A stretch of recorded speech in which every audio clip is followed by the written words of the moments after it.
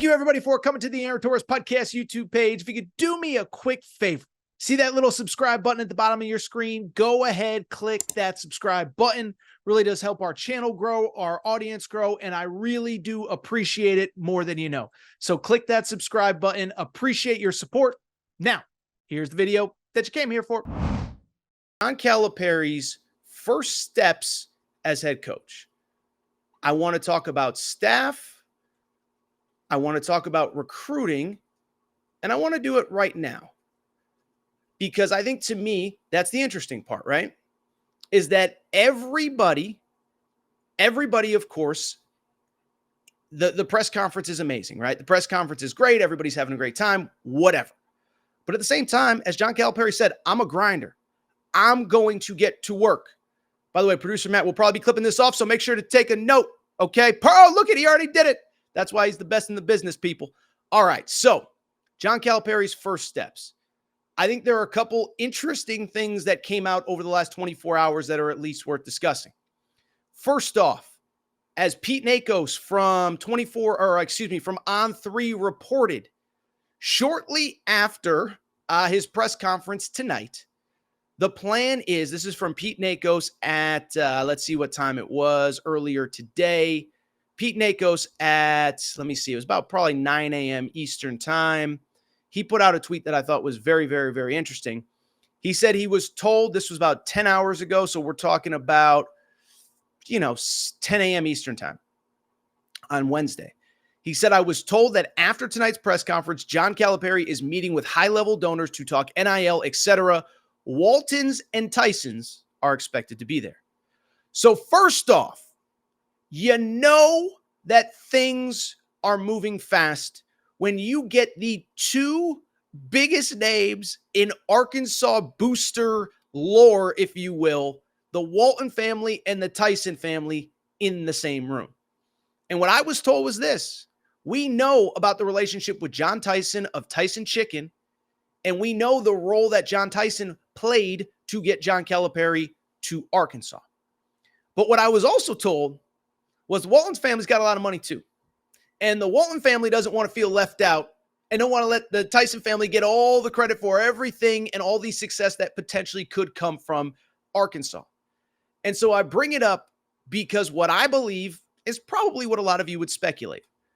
I think Arkansas is going to be very robust in NIL. I believe Arkansas is going to be very robust in whatever John Calipari needs to make this program successful. And I believe it's going to happen fast and aggressive and furious, okay? And it was interesting because if you read the Athletic article on John Calipari, Kyle Tucker, my buddy, he may have blocked me and talk crap about me all the time, but it was well done. It was well researched. And there were some very interesting things in that article that I think are at least worth addressing. One, apparently the riff with John Calipari's former AD, Mitch Barnhart, really hit a high note with that whole basketball school versus football school comment back in the Bahamas. If you remember, Kentucky had a summer tour in the Bahamas. And in that moment, Mitch Barnhart sided with the football staff and basically told John Calipari, don't speak until I give you permission to speak. And I'm told that really rubbed him the wrong way. And basically he felt like he hasn't gotten the financial support that he needed to win at the highest level at Kentucky. Now, you could argue he wasn't getting the results that he did early in his era, but what is undeniable is, and I was in Lexington probably about 3 years ago. Everything football in Lexington is insane. The facility, the upgrades, the this, the that. Other sports have been prioritized. And so the fact that he's getting the two big boosters together, to me, seems to indicate that he is going to have some financial resources available to him that maybe even at Kentucky were not available. It's also worth noting in that Kyle Tucker piece, John Calipari seemed to hint pretty strongly that he was the one having to deal with NIL. As we know, Kentucky just opened its first collective about 4 or 5 days, I think the day of the NCAA tournament, maybe the day before the NCAA tournament. And what he said was, I was the one having to deal with NIL. Now, only he knows, but the insinuation was basically Hunter Dickinson wants to transfer to Kentucky. Well, guess what? I'm the one that's got to deal with the numbers and figure out the money and where does it come from, and I have to raise my own money. That's not how it's supposed to work. In this era, in this world, you're supposed to kind of let the collective know, hey, these are the guys that we're interested in. Let's get the money together and make it happen. And so it seems as though that infrastructure is in place. And if it isn't, guess what?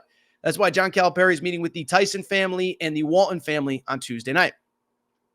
I think it's also interesting to see what he does with his staff. Couple thoughts on the staff, because it's moving quick and it's a lot of speculation, but I think it's informed speculation on my part. One, you saw Ronnie Brewer Jr. Well, Ronnie Brewer in the stands, of course, the son of Ron Brewer. Ronnie Brewer, great guy, longtime assistant coach by the way, he's from Fayetteville, obviously, played in the NBA forever, was on Eric Musselman's staff at Arkansas. I don't know this for sure. I would say with almost certainty that Ronnie Brewer is going to be on the staff of the first Arkansas staff, okay? He's in the area. It feels as though John Calipari knows him to some degree. Also, John Calipari made sure to shout out Ronnie Sr. and Ronnie Jr. at that public press conference. And I'll also say this. I saw Ronnie Brewer Jr. on Wednesday morning when the official announcement came.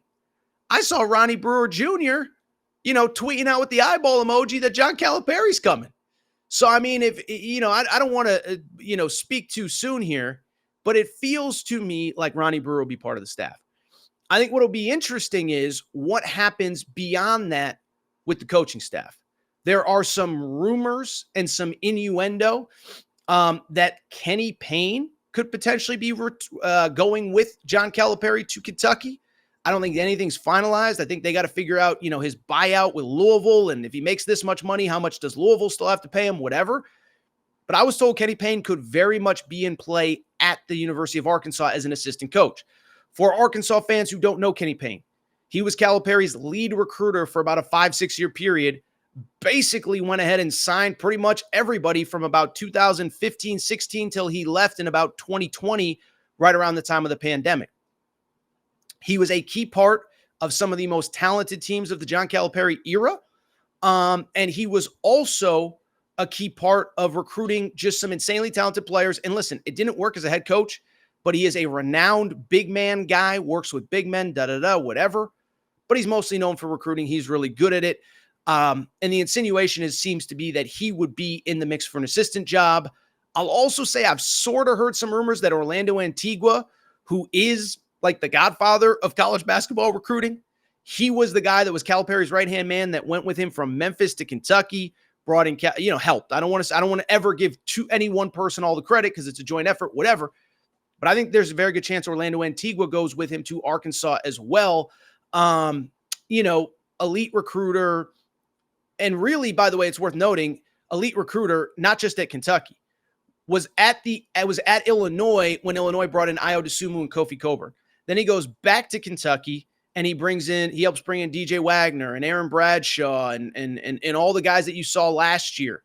Shaedon Sharpe, I know Kentucky fans don't want to hear about it, but Shaedon Sharpe obviously also as well. So that's my gut feeling on the coaching staff. And then finally, and to me, this is the important part, I think we're going to get some news on recruiting very soon. So immediately after John Calipari got hired, the reports come out on Sunday. On Monday morning, I put out a clip from that show, from the Sunday night show, basically going through the Kentucky recruiting class and saying, these are the guys that I think are going to come to Kentucky with him. And I named, there were 6 players committed to Kentucky. Let's see if I can get them all off the top of my head. Jaden Quaintance, 5-star center, McDonald's All-American. Carter Knox, 5-star wing, McDonald's All-American. Boogie Fland, 5-star guard, McDonald's All-American. 4-star wing, Billy Richmond. 4-star big man, Samto Cyril. And 4-star guard, Travis Perry. And what I said on Monday night, I guess it was Sunday night into Monday, said Travis Perry I don't think is going to come. As a matter of fact, of everybody that Calipari left behind, I think it's very likely that he stays at Kentucky. I would put him at by far the highest percentage of guy that will stay at Kentucky. Boogie Fland, he's a Northeast guy. It's worth noting on Boogie Fland, unless I miss something, he has not officially decommitted from Kentucky yet. But as everybody does in this era, I know for a fact that he is being contacted by a lot of different schools trying to get him to visit or commit or whatever. What is interesting, though, what is very, very, very, very, very, very, very interesting is that there are 2 decommitments from Kentucky, 2 players. Well, one player didn't actually sign a letter of intent. One player did and asked out of his letter of intent. That player who asked for out of his letter of intent, as I said, Jaden Quaintance, 6'9", center, forward, whatever, who played, I think he played at Link last year. Let me see if I can pull it up really quick. Jaden Quaintance, as I said, he is a 5-star power forward, top 10 player in the class of 2024. He asked out of his letter of intent. It was funny, by the way. On the Sunday night show, I said, I think there's a chance he follows Calipari to Kentucky. And then there was a report that he was going to meet with Mitch Barnhart, that he was going to wait for the new head coach. Well, on Wednesday afternoon, he officially asked out of his letter of intent. Listen, he's going to be recruited by everybody. But I will say, listen, there's obvious ties to John Calipari and the staff at Kentucky. He committed to them over pretty much everybody. I think Missouri was the finalist alongside Kentucky, but he ends up at Kentucky. I think he is probably following John Calipari to the University of Arkansas. We won't know for sure for a while, but listen, with due respect to Kentucky fans, nobody is going to stay committed to the school except maybe a Kentucky kid or 2 until they know who the new head coach is. And so this kid is now available. The interesting thing, if you're an Arkansas fan, and I think this is really important, okay? He has 2 years before he can enter the NBA draft. We talked about this on Sunday. But remember, to be NBA draft eligible, you have to be 19 years old the year of the NBA draft that you're entering and have 1 year removed from high school. Well, Jaden Quaintance is 17 years old this year, turned 17 years old in 2024. Or is that right? Yes. He will turn 18 in 2025. He will not be 19 until 2026. So he has 2 years between the end of high school and when he is NBA draft eligible. And I think there was a thought maybe he goes to Kentucky for a year and then maybe he tries one of these professional options, G League Ignite, Overtime Elite, whatever. Well, G League Ignite is folded. Overtime Elite really isn't a developmental spot for players who are already college age. It's more of a high school into college program. And so I'm telling you, you might get Jaden Quaintance for 2 years. And if somebody else can keep him, if Kentucky can keep him, whoever, somebody's going to get Jaden Quaintance for 2 years. He is a star, like frontline NBA type talent. I also think it's worth noting, and I said this on the Sunday night show as well, Carter Knox, 5-star wing from Tampa, Florida, was committed to Kentucky, and he was probably the first person to decommit from Kentucky. He is a player, and I think he's coming to Arkansas, and I'll tell you why. And I said this on Sunday. It is because he is a guy. He just committed to Kentucky a few weeks ago, okay? And his final 4 of his recruitment were Kentucky, Louisville, G League Ignite, and the South Florida Bulls. South Florida, he's from Tampa. You know, he could be the hometown kid, whatever, okay? Well, just think about what I just said. Kentucky doesn't have a coach right now. Louisville fired the coach that recruited him. G League Ignite doesn't exist. And so I'm not going to sit here and say it's done. I guarantee it 100% certainty. I don't think he's got a lot of options right now. And here's the thing. People say, oh, his recruitment will be open. Yeah, but guess what? His recruitment was open a month ago and he committed to John Calipari in Kentucky.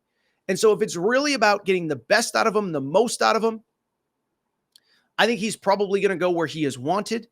And he is probably going to go where he knows that the coaching staff has a track record of development. Also worth noting, by the way, if Kenny Payne does come to Arkansas, I think it makes it even better. He's obviously close with Kenny Payne and the Payne family. And the one thing I will say as we wrap the Arkansas part of this, we're going to go ahead and talk about the Kentucky, what's next for them. By the way, producer Matt, if we have any Arkansas related questions, feel free to grab them. We will get to the Kentucky coaching search in a minute. But I just bring it up because in my opinion, I think something is going to happen fast. Anybody who has followed John Calipari's career at Kentucky understands Calipari, everything is planned, everything is whatever. everything is scripted is the wrong word. But what would be a bigger bang in week 1 as the head coach at Arkansas than getting a 5-star McDonald's All-American to commit? And so I don't think anything's done. I do feel pretty good that we are going to get some recruiting news by the end of this weekend and that it's going to be go time from here.